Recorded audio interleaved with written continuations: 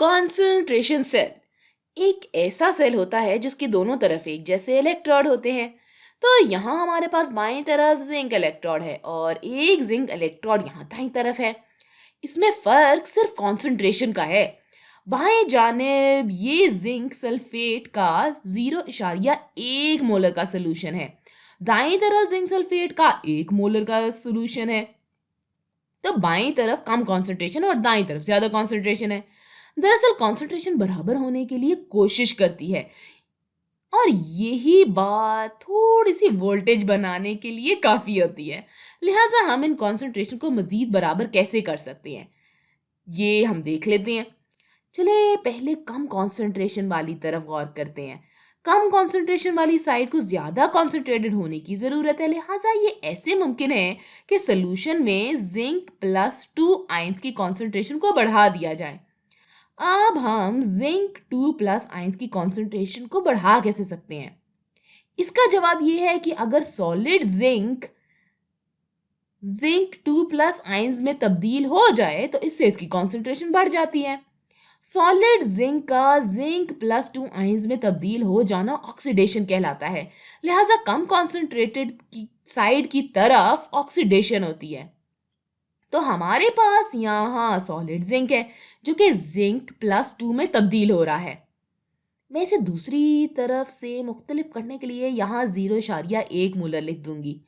फिर यहाँ ये +2 इलेक्ट्रॉन्स। तो हमने यहाँ 2 इलेक्ट्रॉन्स खो दिए हैं। सॉलिड जिंक +2 में तब्दील होने के लिए 2 इलेक्ट्रॉन्स खो देता है। ये 2 इलेक्ट्रॉन्स यहाँ हमारे तार में हरकत करते हैं और करंट पैदा करते हैं। अब आए ज्यादा कॉन्सेंट्रेटेड साइड के बारे में सोचते हैं। ज्यादा कॉन्सेंट्रेटेड साइड को अपनी कॉन्सेंट्रेशन कम करने की जरूरत है। लिहाजा इधर सोल्यूशन में जिंक +2 आयंस की कॉन्सेंट्रेशन को कम करने की जरूरत है। ये तभी मुमकिन है अगर Zn+2 आयंस सोल्यूशन से बाहर निकल जाए। लिहाजा अगर ये सॉलिड जिंक बनाने के लिए इलेक्ट्रॉन हासिल करते हैं तो ये रिडक्शन कहलाएगा। इसका मतलब ये हुआ कि ज्यादा कॉन्सेंट्रेटेड साइड की तरफ रिडक्शन होती है। यहां ये जिंक +2 आयन होगा। मैं इसे दूसरी तरफ से मुख्तलिफ करने के लिए यहां पर 1 मोलर लिख दूंगी। तो ये सॉलिड जिंक बनाने के लिए 2 इलेक्ट्रॉन हासिल करेगा। तो मजमूई तौर पर यहाँ क्या हो रहा है कि देखिए पहले यहाँ एक लकीर खींच देते हैं तो हमारे पास दोनों तरफ सॉलिड जिंक मौजूद है। हम इसे कैंसिल कर सकते हैं। दोनों तरफ में 2 इलेक्ट्रॉन्स मौजूद हैं। तो बाएं जानिब हमारे पास इब्तदाई कॉन्सेंट्रेशन पर 1 मोलर जिंक +2 होगा और ये 0.1 मोलर पर जिंक +2 होगा। तो ये 0.1 मोलर पर जिंक +2 है। अब हम अपने कॉन्सेंट्रेशन सेल का वोल्टेज कैसे तलाश करें? पिछली चंद वीडियोस में से एक वीडियो नर्स्ट इक्वेशन के ऊपर थी। तो अगर हम इसे याद करें तो हमें याद होगा कि हमें सेल की पोटेंशियल का हिसाब लगाने में ये मदद देती है। तो जरा नर्स्ट इक्वेशन को लिख लेते हैं। सेल पोटेंशियल जिसे हम तलाश करने की कोशिश कर रहे हैं E बराबर होगा standard cell potential E0 minus 0.0592 के और फिर ज़रबे log Q और फिर ये ओवर n ज़रबे log Q।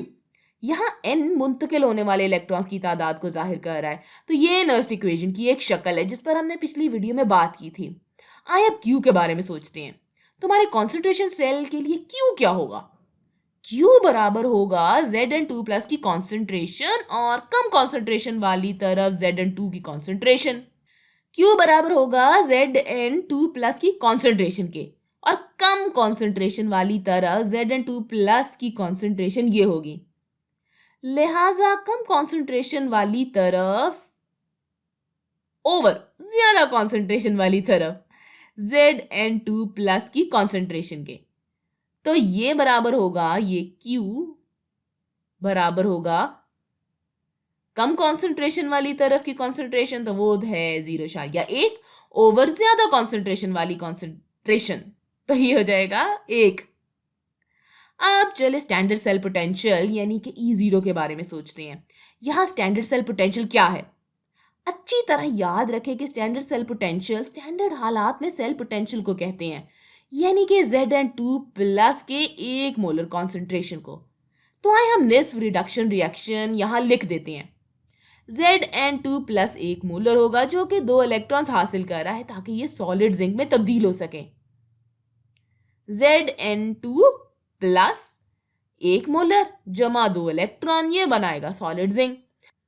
अगर आप स्टैंडर्ड रिडक्शन पोटेंशियल के टेबल को देखें तो ये आधा रिएक्शन अमल में लाने के लिए स्टैंडर्ड रिडक्शन पोटेंशियल -0.76 वोल्ट होगा।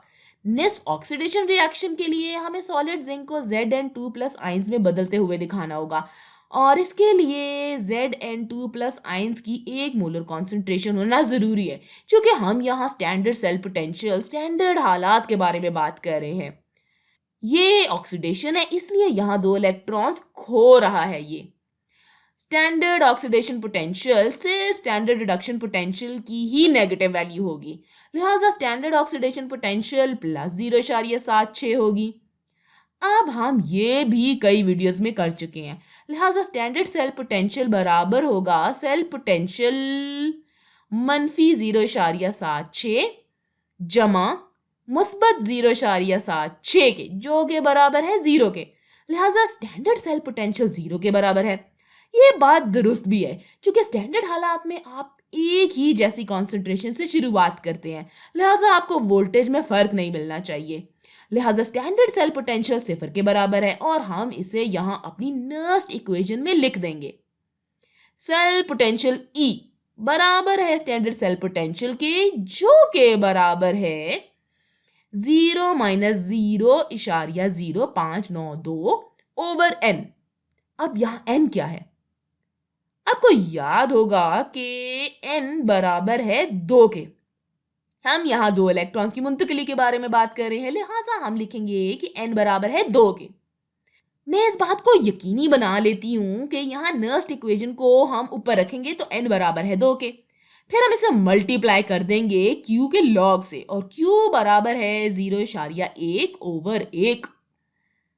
आइए अब इसे हल कर लेते हैं और सेल पोटेंशियल निकालते हैं। अब यहाँ हमें थोड़ा सा मैथ्स इस्तेमाल करना होगा, तो लॉग 0.1 ओवर 1 का जवाब होगा -1 और हम इसे -0.0592 से मल्टीप्लाई कर देंगे और फिर हम इसे 2 से डिवाइड कर देंगे। लिहाजा हमें यहाँ 0.0296 वोल्ट का सेल पोटेंशियल मिलेगा।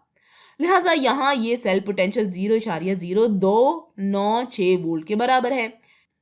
ये पॉजिटिव है, जो कि जाहिर करता है कि ये स्पॉन्टेनियस रिएक्शन है, तो ये हमारा इंस्टेंटेनियस सेल वोल्टेज है। लिहाजा जब हम इन कॉन्सेंट्रेशंस के बारे में बात करते हैं तो ये हमारा इंस्टेंटेनियस सेल पोटेंशियल होता है, लिहाजा हमें यहाँ पॉजिटिव वोल्टेज मिलता है। ये कम वोल्टेज है, लेकिन ये मौजूद ज़रूर है और इसकी मौजूदगी की वजह कॉन्सेंट्रेशन में फ़र्क है। जब कॉन्सेंट्रेशन एक दूसरे के करीब आ जाए तो फिर क्या होता है, सोचिए ना ज़रा। जनाब, इसका जवाब यह है कि जैसे जैसे वक्त गुजरता है क्यू में तब्दीली आ रही होती है। अब जब कॉन्सेंट्रेशन एक दूसरे के करीब आ रही होती हैं तो क्या होता है कि इस सूरत में दरअसल क्यू बढ़ना चाहिए। लिहाजा जो जो कॉन्सेंट्रेशन एक दूसरे के करीब पहुंचती है वैसे वैसे क्यू बढ़ता है और इसी वजह से सेल का इंस्टेंटेनियस पोटेंशियल कम होता जाता है। तो यहाँ सेल का इंस्टेंटेनियस पोटेंशियल कम हो जाता है। हमने इस बारे में नर्स्ट इक्वेशन वाली वीडियो में बात की थी। अब अगर कॉन्सेंट्रेशंस बराबर हों तो फिर क्या होता है? आइए अपने आप को क्यू के बारे में दोबारा से याद दिलाएं और ऊपर चलें। तो हम बात कर रहे थे कि क्या होगा अगर कॉन्सेंट्रेशंस बराबर हों। अच्छा, तो अगर यहाँ और यहाँ एक ही नंबर हो तो फिर क्यू बराबर होगा 1 के। लिहाजा जब कॉन्सेंट्रेशंस बराबर होती हैं तो क्यू बराबर होता है 1 के। अब ये बताएं कि जब क्यू बराबर होता है 1 के तो फिर क्या होता है? हम यहाँ 1 का लॉग लेंगे और 1 का लॉग होता है 0। तो मैं इसे लिख देती हूँ। E बराबर है 0 - 0.0592। इसको हम तकसीम करेंगे 2 और ज़रबे लॉग 1 का। 1 का लॉग 0 के बराबर होता है, तो ये सब कुछ 0 हो जाएगा और इस वजह से सेल पोटेंशियल भी अब 0 हो जाएगा। और ये बात समझ में भी आती है क्योंकि कॉन्सेंट्रेशंस बराबर है, ठीक है। इसलिए कॉन्सेंट्रेशन के बराबर होने का कोई रुझान भी नहीं है, इसीलिए यहाँ मजीद कोई वोल्टेज भी नहीं बन रही।